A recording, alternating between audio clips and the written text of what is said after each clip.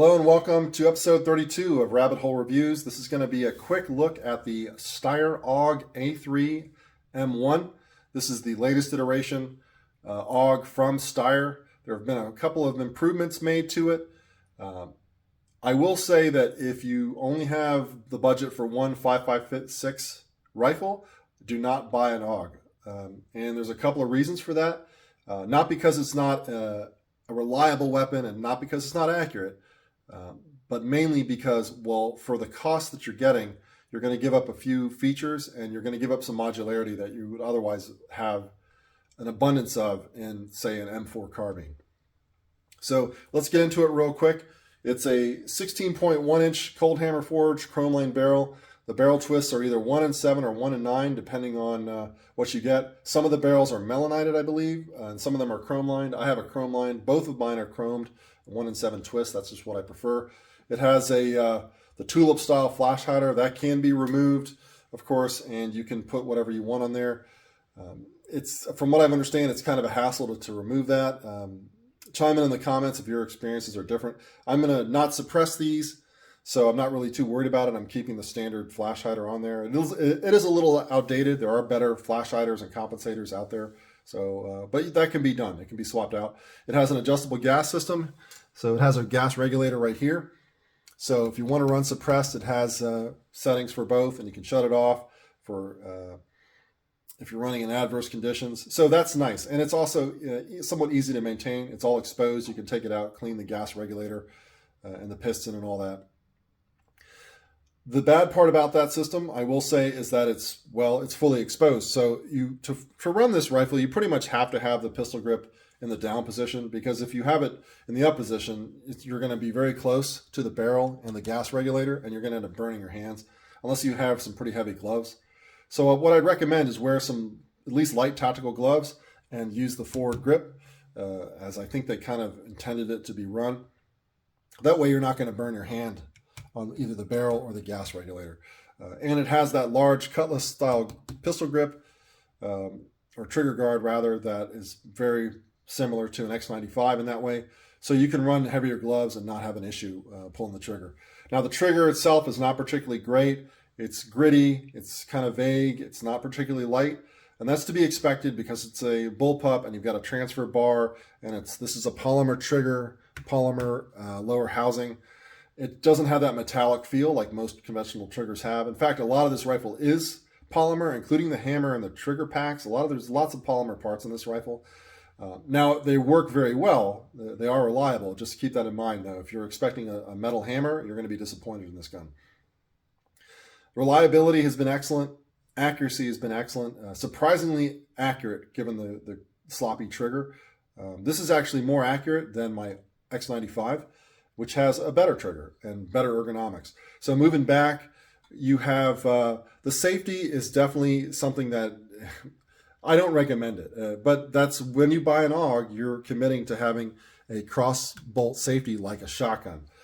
Now I'm left-handed, and I know the weapon's on fire when that safety is extended all the way in that position, and it now digs into my left forefinger as I try to reach over and squeeze the trigger. So the upside is I always know when this weapon is in an unsafe situation or ready to fire condition when that's cross-bolt safety is digging into my finger. That's an acquired taste. You just kind of have to live with it.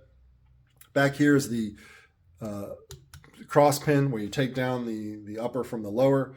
And back here you have the magazine release, which is ambidextrous. It is behind the magazine well, and it's not the most ideal. Now you can get extended ones. I think Corvo Defensio sells them. I don't recommend that. I don't think you need to waste your money and time on that. I think that magazine release is fine. What I also recommend is that you get the Austrian stock version that has these magazines, the traditional AUG mags.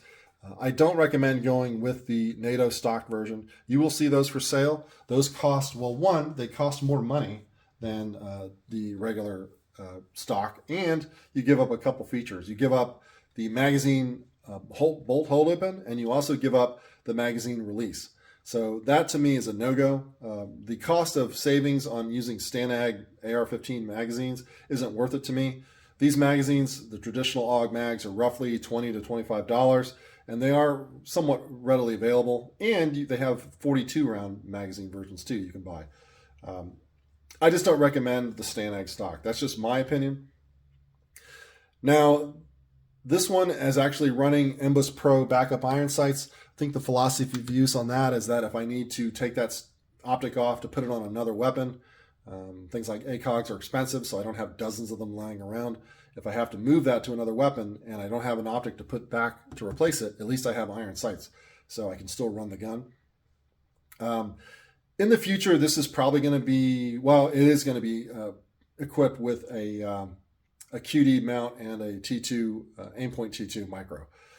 This is really for 0 to 300, and it does that very well. Overall length on the AUG is 28 inches. So to give that some perspective, an M4 with a 16-inch barrel, equivalent length barrel to this, is going to be 32 inches with a collapsed stock. Now, if you run it fully extended, you're looking at 35.5 inches. So 7.5 inches in length difference for the fully extended buttstock on a 16-inch M4 versus this in its standard configuration with a 16.1-inch barrel. Same barrel length, same barrel twist, everything. Now, the bad part is that it's not going to be as ergonomic because the length of pull is the length of pull. This is what you get. I'm 6'1", so I don't have any problems shooting this. The length of pull is fine to me. All the controls are accessible. Now, I am left-handed. If you notice, the stock has the ejection port on the right-hand side closed off because I'm left-handed, and the bolt ejects, or the cartridges eject out the left. If you are left-handed like myself, you're going to have to spend anywhere from $120 to $240 for either a Ratworks bolt or a factory Steyr left eject bolt with the extractor on the opposite side. It's a buy once, cry once situation. I have Ratworks and I have Steyr bolts, and it is what it is. Now, you just have to factor that into the cost of the rifle. Already, these rifles are $1,700, $1,800 in this configuration. They get more expensive if you get one with the integrated optic that's removable, that has either a 1.5 or a 3 power optic, or you can run it like this, which I recommend, with just Picatinny rail, and then you can mix and match what optics you want. You can either have a red dot with a magnifier, you can have an ACOG, whatever you want. You can put some ridiculous bell housing scope in there if you want it. So I view this, and I bought these actually as a replacement for pistol caliber carbines. All my bullpups, the philosophy of use of buying those was to replace pistol caliber carbines, because in my view, it was a similar weight trade-off and a very similar overall length, but with a much more powerful cartridge. So I can easily engage past 300 meters with this, whereas if I have something like a CZ Scorpion, there's limitations there with the 9mm cartridge. As much as I like a CZ Scorpion, this is, in my view, a superior setup for a little bit more weight, but a lot more capability and same overall length. So going back to what I was talking about, I don't recommend this as a first-time rifle, unless you just don't care and you plan on getting other rifles. If you're budgeting for one semi-automatic in 5.56, I don't recommend this. And partly because it's just not as modular. If you're left-handed, you're already going to have additional hassle and expense to get it converted. You can convert it yourself. It takes 5 minutes, unlike an X95. So there's that, but there's cost involved. It's hundreds of dollars extra. If you get the stock that I recommend, it's proprietary. So in terms of the magazines it takes, right? So you're going to have to get Steyr magazines, which is not a downside. These magazines are quite nice. I've had no issues with reliability or durability. But you have to look at, in today's economy, in today's world, if you can only have one, what would it be? And of course, my recommendation would be AR-15 all day, because of parts, logistics, magazines, you name it. The AR-15 is the king of 5.56 semi-autos, in my opinion, and that's probably going to remain so in that status for quite a while unless something really groundbreaking takes its place. This was groundbreaking in 1977. It was never adopted by the U.S. military. It was never adopted by, well, really hardly anybody. I mean, you have the Irish, you have the Australians who make it under license.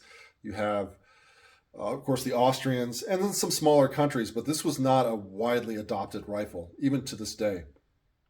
I like it, but it just doesn't have the proliferation and the parts commonality of other systems. So this is my non-expert opinion. I like this rifle, and I have two of these. I like them. I like them both, but they really are close-in support weapons, 0 to 300 meters, in my view.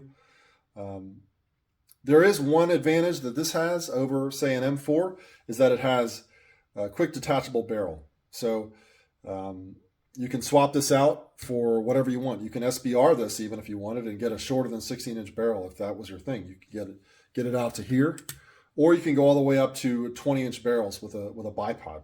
So I like that feature. It's really nice for cleaning. Does it really matter having a detachable barrel? I don't think it really matters in terms of fieldcraft. You're not going to buy multiple barrels and carry them. Spare barrels are expensive. A spare barrel for this probably costs as much as a bare bones AR-15, a whole rifle. So if you buy these, I don't think you're going to have multiple barrels. You're not going to shoot one barrel till it gets so hot to the point where you're going to swap it out like a light machine gun, like a fully automatic light support weapon, like the AUG configuration is sometimes in. So yeah, it is QD, or not QD, but it is quick detach, quick removable, but that's really only useful for clearing, like a serious malfunction, or for cleaning. As far as doctrine or tactics, it's not going to help you. So that's been my quick overall look at the Steyr AUG A3M1. We want to try to keep this video under 15 minutes. If you have any experiences, go ahead and chime in the comments, good or bad. Let me know how you configure yours. Let me know what your experience has been. I like these rifles only because I'm a gun guy, not because it's practical. An AR-15 will beat this 7 out of 7 times every day of the week.